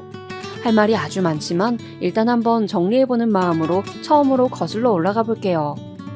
저와 남편은 연애 결혼을 했는데 2년 정도 만났어요. 얼마 나이 차이도 많지 않았지만 그래도 장남인 이 사람은 꽤 오빠 대접을 받고 싶어 했어요. 저도 그에 맞춰서 잘해주었고 이 무렵 때야 양가에서도 반응이 나쁘지 않았기 때문에 결혼까지도 무사히 흘러가게 되었답니다. 그런데 한 가지 문제는 시댁은 잘 살지도 못 살지도 않는 형편이었거든요. 큰아들이 장가 간다고 평소 갖고 계시던 작은 빌라를 주셨는데 20평대라서 그리 조건이 좋은 것은 아니었어요. 그런데 그걸로 엄청 생색내시더라고요. 특히 아버님이 말이에요. 우리 준영이한테 시집 오려면 이것저것 준비는 잘했어야지. 그냥 몸만 딸랑 오는 게 어디 있냐? 네 집에서는 여기 와보고 놀라워하지도 않아? 사돈한테 넙죽 엎드려서 고맙다고, 딸 자식 걷어줘서 이런 데 살게 해줘서 고맙다고, 왜 그런 인사도 없어? 이런 말을 정말 낯 한 번 바꾸지 않고 쉽게 하시는 분이에요. 아니, 왜 우리 엄마 아빠가 그런 허름한 빌라에 와서는 주변을 쓱 둘러보고 감탄한 다음 시부모님한테 고맙다고 인사를 해야 되는 거예요? 아버님이야 우리 본가에 와볼 일이 없었겠지만 아빠는 60대가 넘어서도 제2의 직업을 갖고 열심히 일하시고 나름 재테크도 잘하신 편이에요. 저도 당시 몇 억 안 되는 집이랑 결혼하면서 제 돈 1억 갖고 왔다고요. 엄청 기우는 결혼도 아닌데 저렇게 말씀을 하시더군요. 처음엔 저도 아버님이랑 나쁘게 지내고 싶진 않아서 참았어요. 그냥 다녀가시기만 하고 저희들끼리 잘 살라고만 하셨어요. 다른 말씀은 안 하시던데요? 근데 묘하게 제 말투가 기분이 나쁘셨나 봐요. 이 순간에는 별말 안 하고 그냥 계시길래 그런가 보다 했거든요. 나중에 집에 와서 저희 남편한테 전화해서는 막 소리를 지르시는 거예요. 이때부터 본격적인 시댁 갑질이 시작된 거예요. 야 준영아, 걔는 말투가 왜 그러냐? 입도 삐뚤어져가지고 얼굴도 못났으면 말이라도 이쁘게 해야지. 기집애가 어디서 말을 그렇게 못돼 처먹게 하는 거냐고. 어른이 이렇다면 이런 줄 알지. 거기서 꼬박꼬박 받아치는 거 봐라. 아주 지집에서 오냐오냐 하고 키웠나봐.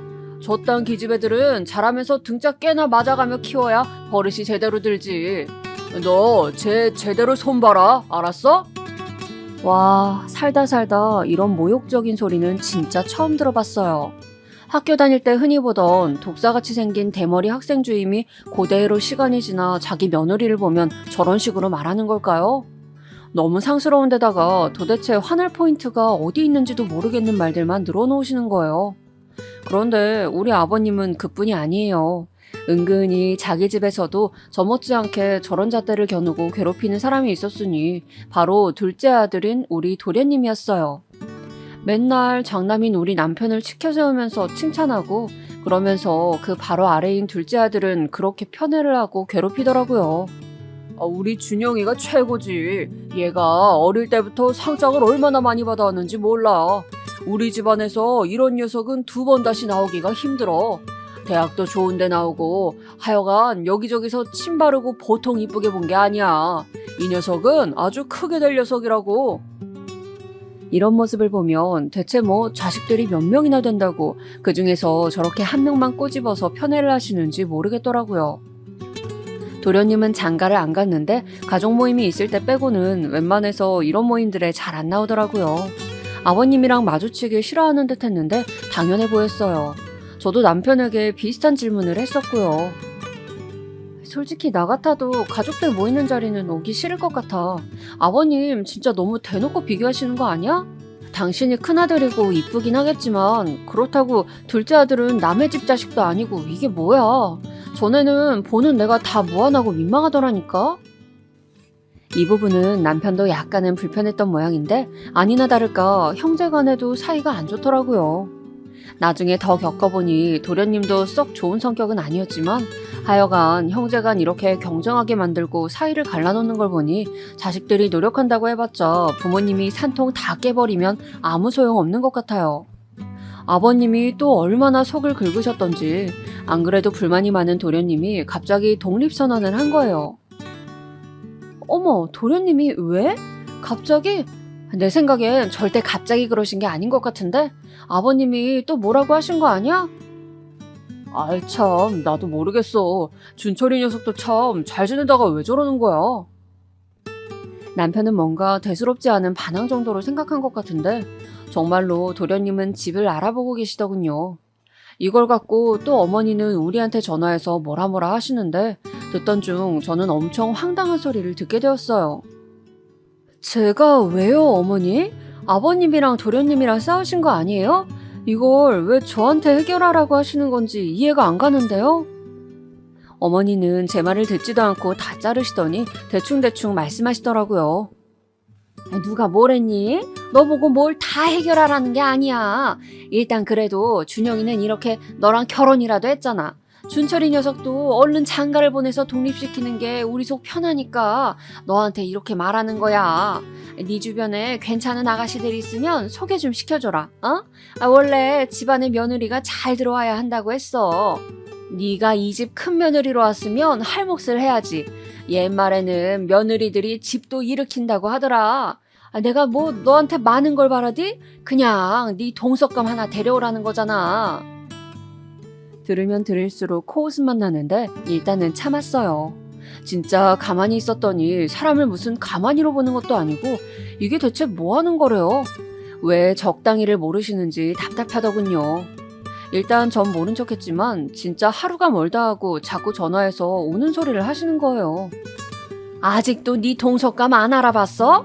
준철이가 하루가 멀다 하고 짜증만 내고 우리 전화는 받지도 않는다. 네가 좀 달래봐라. 어? 이쯤 되니까 저도 좀 화가 나더라고요. 어머니, 이걸 왜 제가 중재해야 하는 건지 모르겠어요.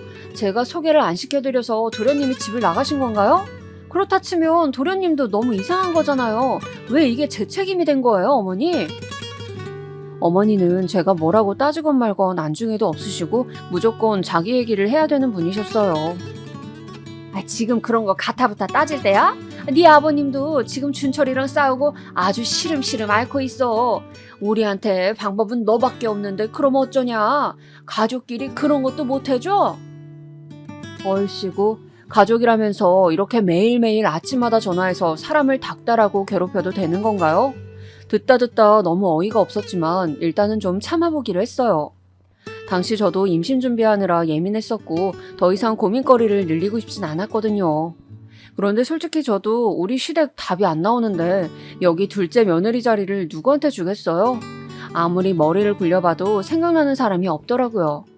결국 저한테 넘어온 공을 남편에게 넘기기로 했답니다. 당신이 좀 알아봐. 회사에 여직원이나 누구 없어? 내 주변 애들은 지금 다 만나는 애가 있거나 연애할 생각이 없대. 맨날 어머니 저렇게 전화 걸어오시는데 내가 진짜 너무 스트레스야. 왜 당신은 안 알아봐? 당신은 형이잖아. 누가 봐도 틀림없는 말을 했는데 제 말투가 마음에 안 든다며 남편은 이상한 데에서 짜증을 내는 거예요. 너 왜 그렇게 말꼬리를 잡아? 우리 엄마가 뭐 널 잡으려고 그런 얘기를 한 마냥 기분 나쁘게 말하냐? 엄마야, 네가 이 집에서 엄마 외에 유일한 여자고 너를 편하게 생각하니까 의논하는 거지.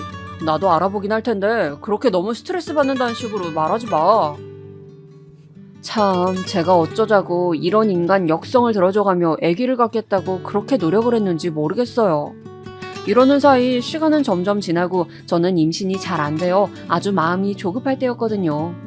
우리 쪽에서 임신도 도련님을 위한 참한 색식감도 소식이 없으니 어머님이랑 아버님은 아주 속이 타들어가다 못해 뒤집어지실 지경이었나 봐요. 이윽고는 아버님이 저한테 전화를 하셨는데 이때 너무 기분이 나빠서 그런지 홧김에 남편을 찔러다가 결국 소개팅을 주선했답니다. 저도 참 미련한 게 그때 아버님이랑 정면으로 싸웠어야 했는데 왜 역성을 들어드렸을까요? 니네는 왜 그렇게 일 처리를 제대로 못하냐? 아니, 니들만 잘 살면 다야? 괜찮은 아가씨 좀 데려오라니까 그것도 못해. 내 주변 친구들은 전부 장가들 보내자마자 손주들 안겨주는데 그것도 못하고 대체 하는 게 뭐야? 준영이야 문제가 하나도 없지. 하여간 씨가 들어올 자리가 좋아야 되는데 애초에 자리를 잘못 깔았어. 진짜 어이없는 게 어떻게 이런 말을 하나도 거르지 않고 며느리한테 그냥 그대로 다 던져버리시는 걸까요? 그러면서 역시나 그 변함없는 레파토리가 또 등장하게 된 거예요. 애초에 그게 불만이었다고 말을 하시던가 계속 돌려가면서 저를 괴롭히시더군요. 우리 준영이 덕에 저런 집 얻어서 사는 줄도 모르고 돈 무서운 줄도 모르고 고마운 것도 모르는 너 같은 애는 진짜 혼 좀 나봐야 돼. 며느리 잘 얻어서 얼마든지 잘 살 수 있었는데 너 하나 때문에 지금 줄이 줄줄이 막혀가지고 네 시동생 장가 못 가. 우리 준영이도 자식 못 얻어. 이게 뭐냐? 니네 애미애비는 그래놓고도 잠이 온다냐? 하다 이렇게 얘기가 진행되니까 좀 참기 힘들더군요. 이때 저도 그냥 아버님이랑 정면으로 들이받아서 싸워야 했는데 제 몸이 많이 안 좋을 때였어요. 충격은 충격대로 받고 딱히 아버님과 싸울 에너지도 없었거든요. 이때 저는 이 통화 내역이 그대로 녹음된 것을 남편에게 들려줘 버렸어요. 제 핸드폰은 자동 녹음되는 거라 딱히 제가 의도하지 않아도 이렇게 되거든요. 이날은 하도 화가 나서 퇴근한 남편한테 들려주었더니 자기도 좀 멋쩍은지 저랑 눈을 못 마주치더군요. 전 딱 잘라 말했어요. 다 필요 없고 당신이 해결해. 누굴 데려오던 제발 그 지겨운 도련님 소개팅인지 뭔지 당신이 다 알아서 하라고. 세상 천지에 동서자리를 스스로 알아서 준비해오는 며느리가 어딨냐? 있으면 당신이 알아보고 그 자리도 새로 얻던지 해. 저도 많이 예민한 터였고 남편도 이때 부글부글 끓는 듯한 표정이었지만 참더라고요. 100번 양보해서 솔직히 이게 다 누구 잘못이에요? 남편이랑 엮였다가 줄줄이 얻어걸리게 된 건데 모든 책임은 남편이 져야 하는 건 맞잖아요. 그렇게 해서 남편네 회사에서 두루두루 알아본 다음 그제서야 아가씨를 하나 알아와가지고 겨우 소개팅을 주선시키게 되었어요. 이걸 갖고도 처음에 말이 많았던 게 저는 처음에 아버님, 어머님이랑 도련님 간에 얘기가 다 된 줄 알았거든요. 그런데 그런 것도 아니고 그냥 막연하게 얘기가 나온 거예요. 도련님은 진즉 독립해서 자기 삶 잘 살고 있는데 장가 얘기가 부모님으로부터 나왔다고 하니까 저한테 막 성질을 내시는 거예요. 형수님, 누가 그런 거 해달라고 했나요? 참 할 일 없고 한가하신가 봐요. 그냥 형이랑 형수님 두 분만 잘 살면 되지 왜 저까지 끌어당기십니까? 됐고 저는 필요 없으니 물으시던지 하세요. 이것도 형인 남편이 말을 하면 될 것을 남편은 형제간에 멋쩍다면서 절 시킨 것이었거든요. 그랬는데 반응이 이 모양으로 나오니까 화가 치밀었어요. 도련님, 저도 그러고 싶지 않았거든요. 그럼 도련님이 직접 부모님께 전화하셔서 이런 거 안 한다고 하세요. 저는 또 얘기가 된 줄 알았어요. 하도 소개시켜주라고 해서. 어렵게 소개팅 자리 만든 거라고요. 싫으면 하지 마시고 대신 부모님께는 직접 본인이 얘기하세요.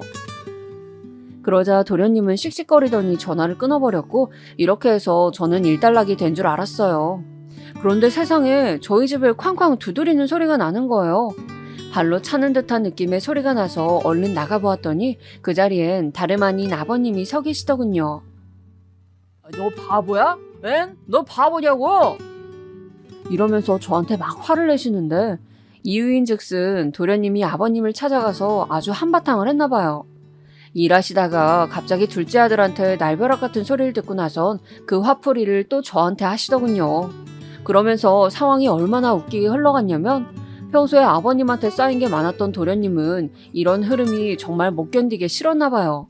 아주 거세게 대드셨나 보더군요. 이거 봐라 이거. 준철이 그 녀석이 밀어가지고 내가 넘어졌어. 다 너 때문이야. 일 처리를 그따위로 하냐? 누가 애 장가를 보내랬지 부모 자식 간에 싸움을 붙여. 하여간 멍청한 게 기어들어와가지고는. 진짜 저는 누가 저한테 설명 좀 해줬으면 좋겠어요. 이게 왜 제 탓이고 제가 멍청하다는 소리를 들어야 하는지 말이에요. 둘이서 자전거 가게 앞에서 소리 지르고 화를 냈고 화를 못 이긴 아버님이 도련님에게 책자인지 전단지인지를 집어던지셨나 봐요. 어린 자식 때리던 버릇을 아들이 30 중반이 넘었는데도 그대로 하려고 드니 이제 아들인 도련님도 열이 받아서 힘으로 그걸 막았나 봐요. 그러다가 아버님은 전혀 예상을 못하고 있었기에 뒤로 벌러덩 넘어갔고 따지고 보면 일방적으로 때리려 든 건 아버님이지 도련님은 아니거든요. 그걸 갖다가 아버님은 절 보고 부모 자식 간에 몸싸움을 붙인 못된 인간이라며 멍청이니 뭐니 막말을 하시더군요. 그나마 다행인 건 중간쯤 우리 집에 엄마가 오셨다는 거예요. 엄마는 건물 밖에서부터 나는 시끄러운 소리를 듣고 설마 하며 올라왔는데 그게 딸네 집이었던 거예요. 미주야, 왜 이래? 어머, 사돈어른, 이게 무슨 일인지? 저희 애가 뭐 언짢을 일이라도 한 게 있나요? 엄마는 조심스럽게 그러면서도 꽤 화가 난 얼굴로 아버님을 바라봤어요. 평소에 제가 엄마한테 해둔 얘기도 있기 때문에 좋은 인상을 갖고 있진 않았거든요. 그런데 우리 아버님 진짜 너무 웃긴 게요. 엄마가 나타나니까 그 앞에서 뭐라 당당하게 말도 못하는 거예요. 쭈뼛쭈뼛거리시더니 웅얼거리면서 그대로 사라지시더군요. 미주야, 무슨 일이야? 너는 표정이 왜 그러고 니네 아버님은 왜 저러고 가는 건데? 아휴, 엄마, 내 말 좀 들어봐. 엄마는 이 기막힌 과정을 다 듣더니 머리끝까지 화가 치밀어 올랐어요. 네, 이놈의 노친네 가만 안 둬. 쫓아가서 머리털을 다 뽑아버릴까 보다. 이깟 코딱지만한 집 줘놓고, 아니 막말로 이걸 뭐 너를 줬어 어쨌어? 여기 세대주가 너냐고. 지 아들놈이지. 왜 생색을 못 내가지고 생난리야? 엄마가 이렇게 시원하게 화를 내주는 덕에 저도 좀 있기도 했고, 한 몇 주간은 아버님이 연락도 안 하셨어요. 아마 집에 가서 뭐 얘기를 하셨는진 모르겠지만 그 기간 동안에는 어머니한테도 전화 한 통 안 걸려오더라고요. 저를 아무리 만만하게 보고 우습게 여겨봤자 그 부모가 있는 앞에서는 차마 뭐라 할 수가 없었나 봐요. 진짜 어이가 없더라고요. 하지만 이러니 저러니 해도 여기서 제일 중요한 건 남편의 반응 아니겠어요? 돌아온 남편에게 그날 있었던 일을 말했지만 남편은 속 시원하게 제 마음을 달래주지 않더군요. 지도 많이 힘들고 지쳤다나요. 그만 좀 해. 도대체 이런 일이 몇 번째야? 왜 자꾸 너랑 엄마, 아버지, 그리고 준철이 넷이서 일을 터뜨리는지 모르겠어. 나는 할 만큼 했잖아. 네가 준철이 소개해줄 아가씨 알아보라고 해서 힘들게 영업팀 직원한테 알아봐줬어. 그런데도 안 만난다고 하지. 그래놓고 또 아버지랑 준철이가 싸웠다고 하지. 아버지랑 너도 싸웠다고 하고 거기에 장모님까지 껴서 대체 이게 뭐냐? 진짜 다들 날 괴롭히려고 작정이라도 한 거야? 저도 참 바보 같긴 했던 게 남편이 이 정도로 말을 했으면 이 인간도 남 탓하기 좋아하는 이 집안 핏줄이란 걸 알아차려야 했어요. 아니 충분히 힌트를 주고 있는데도 저는 못 알아먹고 그냥 씩씩거리고 화만 내고 며칠 냉전만 가졌어요. 그러고 몇 달 지나서 어쩌다가 임신에 성공하게 된 거예요. 확실히 시댁에서 어떤 터치도 없이 조용하다 보니까 순조롭게 임신이 되더군요. 하지만 아기 자체는 축복이었는지 몰라도 어쩌면 이 집과 연결고리가 더는 없었어야 했는데 그게 좀 아쉽기는 해요. 제가 막 임신 초기를 지나고 안정기에 접어들었을 무렵 남편과 둘의 여행 계획을 세웠어요. 그런데 이 인간이 갑작스레 거기다가 지 부모님을 끼워 넣는 거예요. 저번에 장모님이랑도 다녀왔으니까 우리 이번에는 엄마 아빠 모시고 가자. 준철이랑 거의 의절하듯 지내면서 두 분 다 너무 외로워하고 힘들어하셔. 이런 때 우리가 같이 모시고 가면 너무 좋아하실 거야. 어? 남편의 이 말을 들으니 머리가 멍해지는 것 같더라고요. 우리 엄마가 간 건 이유가 있었어요. 엄마가 제주도에 지인분이 하는 식당을 알고 계셨고 얼마 안 있어 엄마 생신도 있으니까 같이 모시고 간 거였거든요. 그런데 그런 거 아무것도 없이 그냥 무작정 자기 부모님을 모시고 가자고 막 우기는 거예요. 당신 왜 그래? 효자병 걸린 사람도 아니고 자꾸 나서서 일을 만들어? 우리 엄마는 생신이었잖아. 어머님 아버님이랑은 두 분 생신일 때 각각 강원도 여행도 다녀왔었고 우리 엄마랑 간 건 처음이었어. 그런데 그걸 꼭 똑같이 그대로 따라야 성이 풀려? 나 임신해서 몸도 불편한데 가서 어머니 아버님 드실 밥까지 하라고? 점점 날카로워진 저는 아주 공격적으로 따지듯이 말을 했고 남편은 제가 아직 배가 많이 안 불러와서 그런지 체감이 안 되었나 봐요. 뭐가 그렇게 힘드냐는 어투더군요. 왜 그렇게 힘들어해? 너 한창 초기에 입도 탄다고 난리였잖아. 그때 지나서 괜찮다고 장모님 모시고 여행까지 갔어. 그런데 갑자기 우리 엄마 아빠 모시고 가려고 하니까 몸이 불편한 것 같아? 너 진짜 너무하다. 임신한 게 뭐가 그렇게 대단한 일인데? 남들 다 하는 임신이 왜 너만 힘들어? 가서 밥하는 게 왜? 나도 하면 되잖아. 아니면 밖에 나가서 사 먹던가. 왜 해보지도 않고 먼저 우리 엄마 아빠를 나쁜 사람들로 만드냐고. 와, 연애할 때는 이런 사람인지 몰랐는데 이런 꼴을 보니까 영락없는 남의 집 응석쟁이 아들 같더라고요. 제 남편이자 제 아들의 아버지가 돼줄 사람이 아니고 그냥 어느 집 덩치만 크고 울보 떼쟁이 같은 아들로 보였어요. 저보다 나이도 많으면서 어쩜 이렇게 철도 없고 지질이 미운 말만 하는 걸까요? 하지만 저는 참 속이 터지게도 이때 또 참았어요. 사실상 임신하고 몇 개월 안 된 여자가 어떻게 이 무렵에 이혼을 생각할 수 있겠어요? 남편 하는 짓 조금 마음에 안 든다고 시부모가 싫다고 곧장 갈라설 생각은 못 하잖아요. 몸도 무겁고 이래저래 겁도 나고 그냥 가서 다 좋은 게 좋은 거니까 참아보자고 생각했어요. 그리고 가기 전에 남편과 극적으로 화해도 했었고요.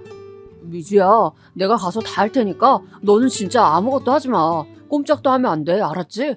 내가 다 알아서 할 거야. 맛집도 다 알아뒀고 한 끼 정도는 엄마 아빠가 찾으실 것 같아서 장도 봐놨어.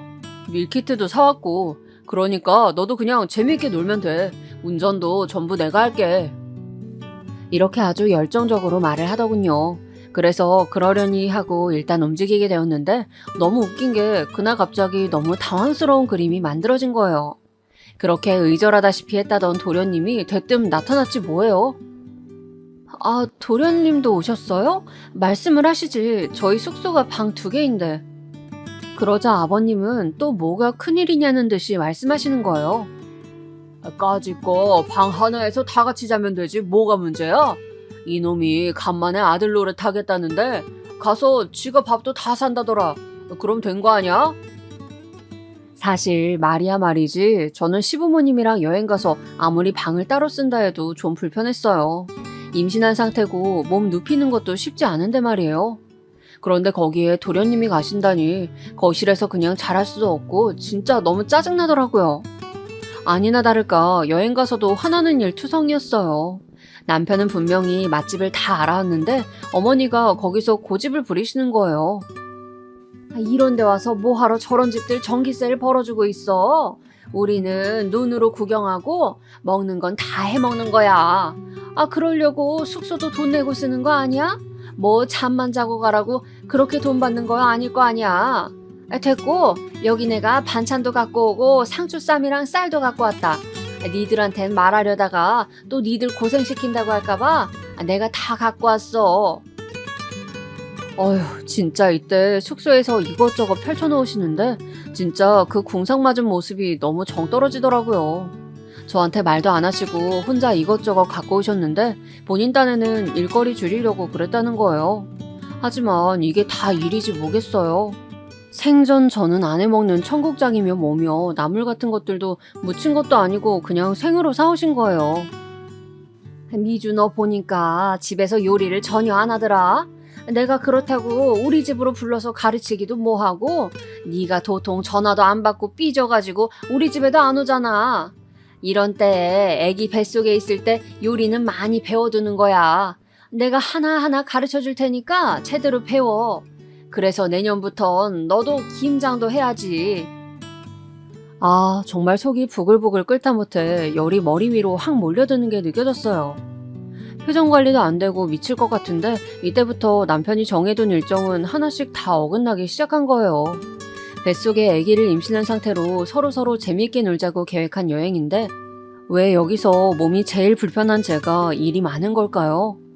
한창 밖을 돌아다니면서 구경도 하고 카페도 가고 전시회도 갈 예정이었는데 어머니가 그 부산스런 짐더미를 풀어헤치셨어요. 그러니 슬슬 이 집 남자들은 거실 소파에 누웠다가 아버님은 여기 방에 들어가셔서 코 골고 주무시질 않나 점점 나른하게 2-3시간이 흘러가는 거예요. 저도 어찌나 스트레스가 되던지 슬슬 배가 뭉쳐오기 시작했어요. 저 어머니, 저 몸이 안 좋은 것 같아요. 잠깐만 앉아 있을게요. 그랬더니 어머니는 절 힐끗하고 흘겨보시더니 몸이 왜 그렇게 약하냐고 핀잔을 주시더군요. 야, 지나가는 사람을 붙잡고 물어봐라. 돌도 씹어먹을 나이 내가 뭐가 그렇게 힘들다고 농땡이야. 이런 데까지 올 생각을 했으면 제대로 몸 관리를 했어야지. 그러면서 뭔 나물을 삶고 고기를 굽고 김치찌개를 끓여대시는데 쌀 고르는 것부터 다 알려주겠다고 계속 뭐라 말씀이 많으신 거예요. 이쯤 되니 저도 이제 이성을 잃을 수밖에 없었어요. 어머니랑 얘기해봤자 소용이 없으니 저쪽 다른 방에서 골아떨어진 남편을 발로 걷어찼어요. 그리고 쥐죽은 듯한 목소리로 새보다 빠르게 속삭여서 깨웠습니다. 일어나, 뭐해 지금? 나 이렇게 일 시키게 둘 거야? 어디서 지금 누워있냐고. 나 지금 힘들어. 남편인 이때 자다 깨서 엄청 짜증스러워했고 심지어 침까지 스르륵 닦더라고요. 아이씨, 자는데 왜 이렇게 귀에다 소리를 질러? 이때 저도 움찔해서 뒷걸음질 치게 되었어요. 더 가관인 건 그러고 그냥 자버리는데 그대로 나중에 저녁 먹으라고 깨우니 그제서 일어나서 제 눈치를 보는 거예요. 어머니는 그렇게 저를 힘들게 부려먹고도 자기 집 새남자가 안쓰럽다며 아주 노래를 부르시더군요. 우리 집은 이렇게 식구들끼리 남자 셋에 낑겨서 내가 기도 못 피고 살아왔어. 그래도 사는 게 바빴으니까 이렇게 다녀본 적도 없고, 그러니 이렇게 나온 게 얼마나 좋냐고. 이렇게 자주자주들 놀러 다니고 맛있는 것도 먹고 좋은 데도 다니고 그러는 거야. 하지만 저는 분이 풀리지 않아서 한 숟가락도 뜨지 않았고 아버님은 그런 저를 보며 시비를 걸어오시더군요. 이날 이후로 저는 얼마간 시댁과 왕래를 끊게 되었어요. 바로 짐을 들고 밖으로 나가서 택시를 불러 올라가 버렸거든요. 니는 뭐가 그렇게 불만이라서 입이 대빨 나와 있냐? 하여간 얼굴도 우거지상이고 보통 기센 게 아니야, 니가. 이런 데 왔으면 고맙다고 넙죽 인사라도 같이 해 날랐어야지. 네 어머니 저렇게 힘들게 음식하는데 대체 뭘 하고 있었던 거냐? 아버님, 입이 대빨이라뇨. 그게 아니고... 아니, 당신이 말 좀 해봐. 저는 이렇게 남편에게 넘기려는데 그 순간 아버님이 저한테 호통을 치시는 거예요. 어디서 주제도 모르고 서방을 가르치려들어? 네 눈에는 우리 준영이가 네 아들이라도 되는 줄 아냐? 어디 부모 앞에서 겁도 없이 이래라 저래라야. 평소에도 너 그렇게 우리 준영이 잡고 사냐? 어? 전 이쯤 차오른 분노를 자제할 수 없었고 그대로 한참 아버님 눈을 응시했어요. 아버님은 제가 계속 노려보는 시간이 길어지니 본인도 얼결에 눈을 딴 데로 돌리시더군요. 그러다가 헛기침하면서 뭐라고 하려는 사이 저는 조금도 제 역성을 들어주지 않는 남편에게 제일 질렸기에 그대로 제 가방을 들고 일어섰어요. 그제서 남편은 뭐라 몇 마디를 하더군요. 미주야 잠깐만. 야, 왜 일어나 미주야. 하지만 저는 지갑까지 있는지 확인한 후 뒤뚱거리는 몸으로 신발을 우겨 신고 그대로 로비로 나갔어요. 마침 엘리베이터도 멈춰 있었고 문을 열고 남편이 달려오는 소리도 들렸으나 그대로 문을 닫고 밑으로 내려가 버렸습니다. 당연히 호텔 앞에는 택시들이 질비해 있었고 거기에 쓱쓱 올라탄 다음 곧장 4-5시간 동안의 시간을 지나 집으로 왔어요. 이때 택시 안에서 어찌나 서럽고 눈물이 나던지 그 와중에 남편한테 전화도 왔었어요. 택시 아저씨는 전화 내용을 듣더니 괜한 참견까지 하시더군요. 거 세댁 시부모님도 같이 계신 것 같은데 그렇게 박차고 나오면 어떡해요. 죄송하다고 하고 얼른 들어가요. 나도 며느리가 있어서 남일 같지가 않네. 중간에 남편이 얼마나 곤란하겠어요. 이때 저는 공연히 택시기사 아저씨한테 성질을 내버렸네요. 아쉬운 건 우리 아버님한테나 이렇게 와악 하고 소리를 지를 걸 후회가 되더군요. 아저씨는 며느리만 있고 딸은 없으세요? 아저씨 딸이 임산부인데 시댁 식구들이랑 여행 가서 몇 시간을 꼬박 서서 음식만 하고 있었다면 괜찮으세요? 남의 집 귀한 딸 데려다가 쓰러지기 직전까지 그렇게 부려먹는 게 당연한 거예요? 그래놓고 시아버지란 작자는 며느리한테 멍청하네 어쩌네 자기 아들을 하늘처럼 모셔라 이런 소리 하는 게 정상이냐고요. 마음에 안 들면 여기 어디 내려주세요. 제가 왜 아저씨한테까지 이런 말을 들어야 해요? 그러다가 끝내는 서러워서 와악 하고 울면서 엎드려서 엉엉 쏟아내는데 한참 달리던 택시기사님은 속도를 조금 늦추는 듯 하더니 조금 어쩌게 미안하다고 하시더군요. 아유, 미안해요. 내가 생각이 짧았네. 괜히 끼어들어서 화나게 해서 미안해요, 세댁. 기분 풀어요.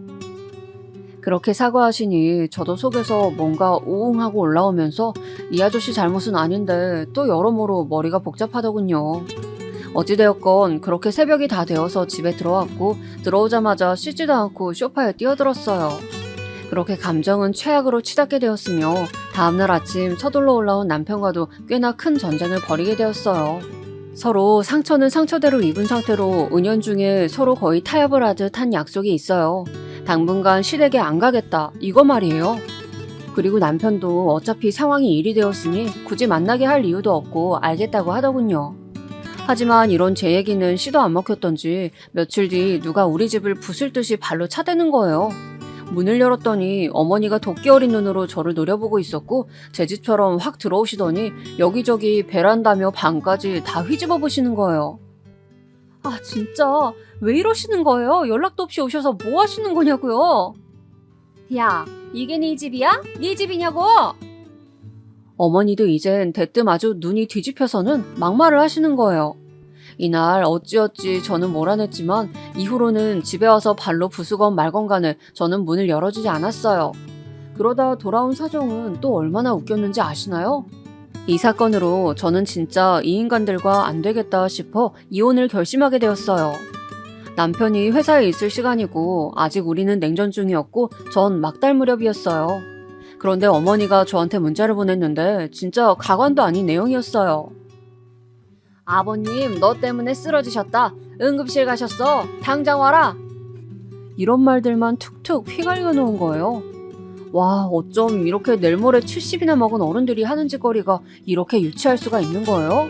임신 막달의 며느리한테 뭐가 그렇게 한이 맺히고 죽일 놈의 스트레스가 있어서 연락 얼마 안 된 것 같고 화병이 났다고요.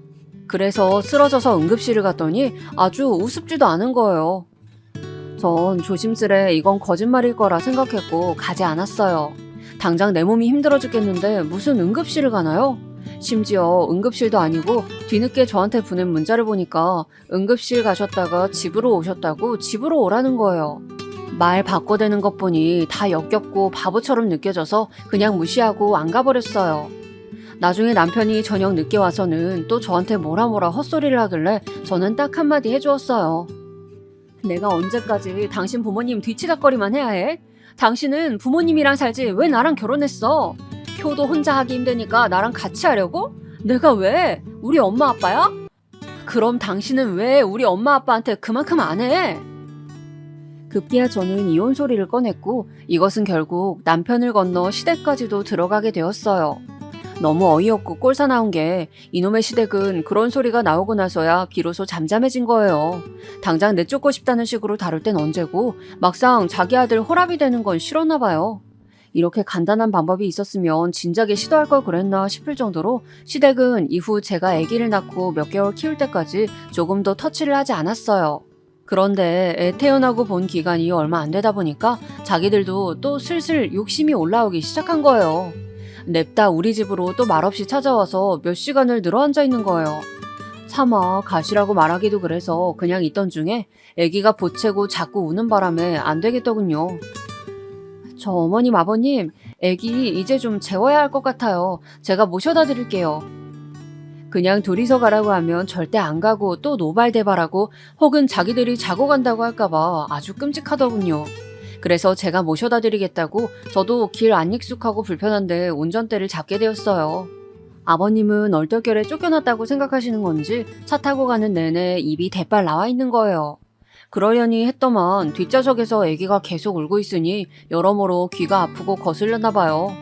그거야 그럴 수 있는데 자기 손주잖아요. 그렇게 화낼 일인가요?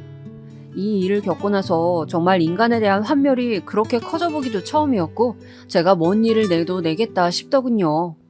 아버님의 그 무지몽매한 막말과 상스러운 말은 뭔 짓을 한다고 해도 용서가 안 될 것 같았어요. 예라이, 지혜미가 경박스럽고 천티가 나니까 새끼도 똑같구먼. 작작 좀 안 울어? 귀 터지겠다 터지겠어.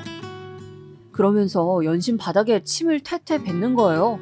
분명히 우리 엄마가 출산기념으로 뽑아주신 차라고 말씀드리고 탄 건데 그걸 알면서 조수석 바닥에 침을 뱉어대며 뒷좌석에 있는 우리 애한테 상소리를 해대는 겁니다.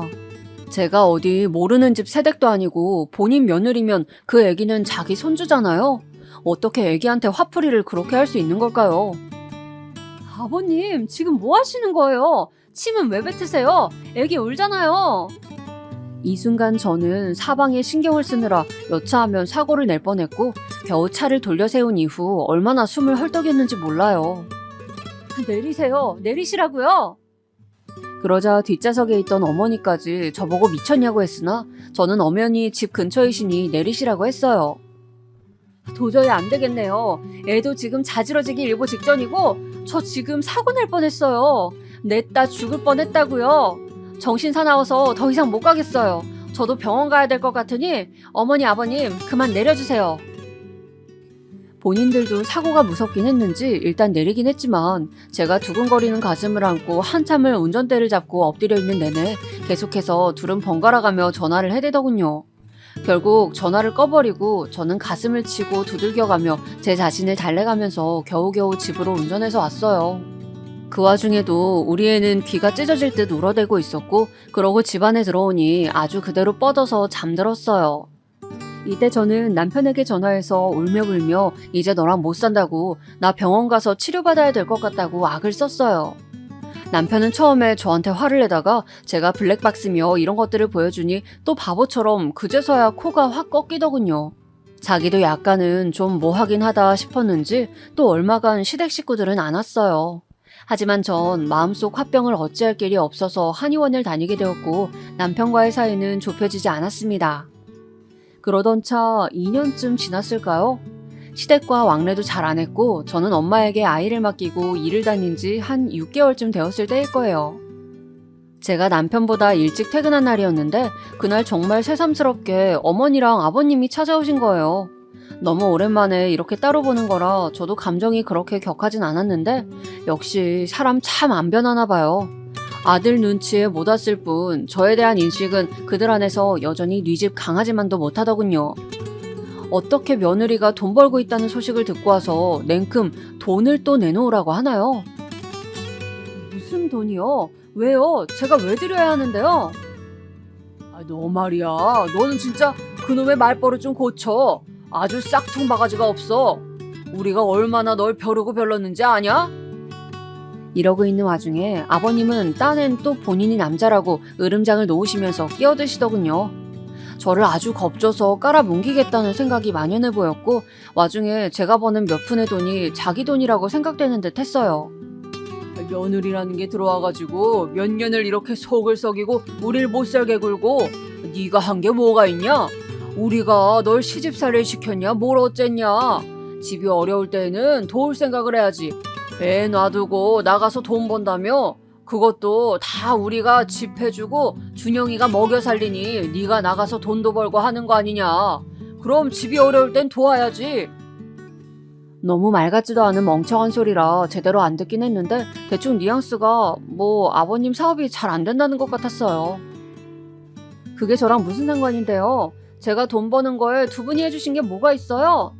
천하네 멍청하네 경박하네 할 땐 언제고 뭔 놈의 돈을 찾아요. 그러면서 저는 순간적으로 이전 일이 떠올라서 저도 역겹다는 듯이 똑같이 했을 뿐인데 하필 이게 이렇게 일이 될 줄 몰랐어요.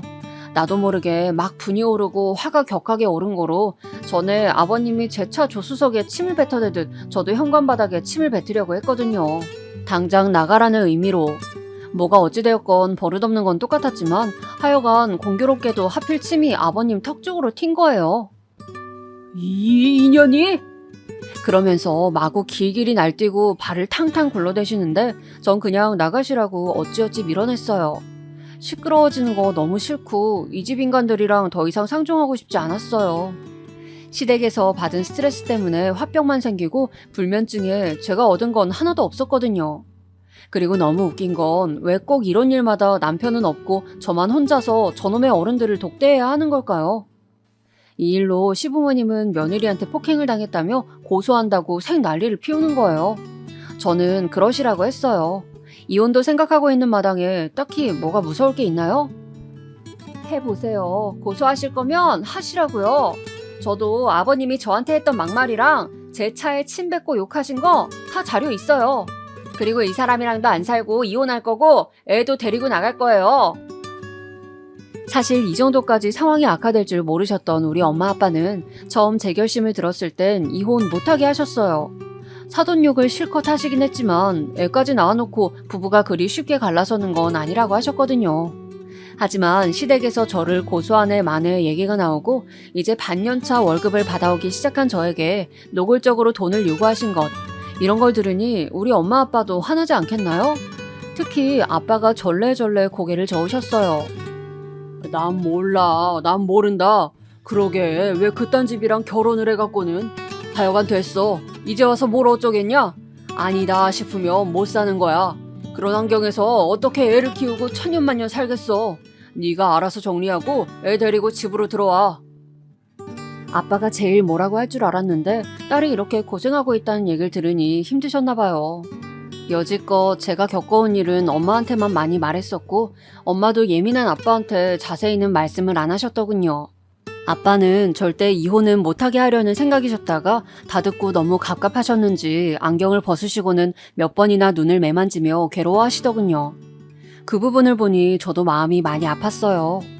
웬만하면 그럭저럭 잘 살아내고 싶었는데 어쩌다 이렇게 흘러가게 된 건지 누구를 원망해야 할지 잘 모르겠더군요. 아무튼 이렇게 뼈아프게 가슴이 타들어가듯 우리 친정부모님의 허락을 받고 이혼을 결정하게 되었는데요. 이건 저 혼자 결정하는 게 아니다 보니 결혼만큼이나 복잡했어요. 남편은 절대 이혼은 안 된다, 소송으로 가자는 주의인데 제일 웃기는 건 아버님, 제 시아버지라는 작자입니다. 이 문제를 갖고 아들이랑 둘이 또 싸우고 있더라고요. 제가 전화를 안 받으니 또 뭐라 문자를 길게 보내놨어요. 어머니를 시켜서 말이에요. 이혼을 하던 사모를 하던 네 멋대로 하고 우리 준영이 위자료나 제대로 챙겨라. 너 같은 것을 며느리로 들인 걸 평생 후회하고 살 거다. 너도 네 원하는 대로 잘 살 거란 기대는 하지 마라. 아니 무슨 이딴 소리를 보내면서 위자료를 달라는 건지 도대체가 생각이란 걸 할 줄 모르는 인간들이에요. 게다가 이 문제로 남편과 왈가왈부하며 다투던 중 알게 된 기막힌 사실이 있는데요. 시아버지가 세상 그렇게 귀하다고 치켜세우던 본인 아들에게 이 위자료를 자기를 달라며 부자 간의 싸움이 벌어지고 있다는 겁니다. 듣고도 솔직히 믿겨지시나요? 사업 안 된다며 며느리인 저한테 돈 달라고 당당하게 떠들더니 얼마나 돈 갖다 쓸 데가 없으면 아들의 이혼 위자료를 갖다가 달라고 하냐고요. 그리고 그걸 갖고 궁상맞게 지들끼리도 싸우고 있다는 거예요.